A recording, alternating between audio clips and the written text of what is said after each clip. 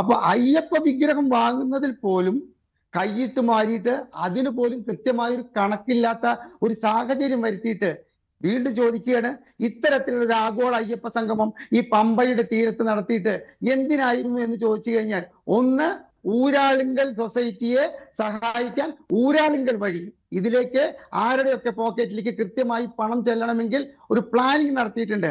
ആ പണം ചെല്ലാനും വേണ്ടിയിട്ടല്ലേ ഈ 10% ടെൻഡറിലില്ലാത്ത അല്ലെങ്കിൽ കരാറിലില്ലാത്ത മണി കൂട്ടി എഴുതിയിട്ട് കണക്ക് കൊടുക്കാനുള്ള അധികാരം ഊരാളുങ്കലിന് ഈ കരാറിൽ ഏർപ്പെടുത്തിയത്. അപ്പൊ വളരെ വ്യക്തമാണ് മഞ്ജുഷേ, ഇത് കൈയിട്ട് വാരാൻ വേണ്ടിയിട്ട് സഖാക്കൾ എല്ലാവരും ചേർന്നിട്ട് ഏർപ്പാടാക്കിയ ഒരു പദ്ധതിയാണ്. അത് കൃത്യമായി വിജയിച്ചിരുന്നു. പക്ഷെ അവിടെയാണ് ഈ ജയകൃഷ്ണനെ പോലുള്ള ഒരു പ്രസക്തി നമ്മൾ മനസ്സിലാക്കേണ്ടത്. ജയകൃഷ്ണൻ കൃത്യമായിട്ട് അത് കണ്ടുപിടിച്ചു. ഇത് മഞ്ജുഷ കോടതിയെ ലക്ഷ്യമാണ്.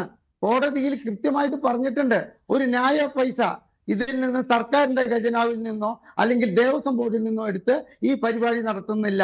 ഇത് മുഴുവൻ സ്പോൺസറിങ് ആണ് എന്ന് പറഞ്ഞിട്ട് സത്യവാചകം അവിടെ എഴുതി കൊടുത്തിട്ടുണ്ട്, റിട്ടൺ അഫിഡവിറ്റ് കൊടുത്തിട്ടുണ്ട്. അപ്പൊ നാളെ ആരെങ്കിലും കൊണ്ടുപോയിട്ട് കോടതിയെ ലക്ഷ്യമായി കൊടുത്താൽ ഈ കഥ പിന്നീട് നിൽക്കുക വേറെ ലെവലിലാണെന്നാണ് എനിക്ക് പറയാനുള്ളത്.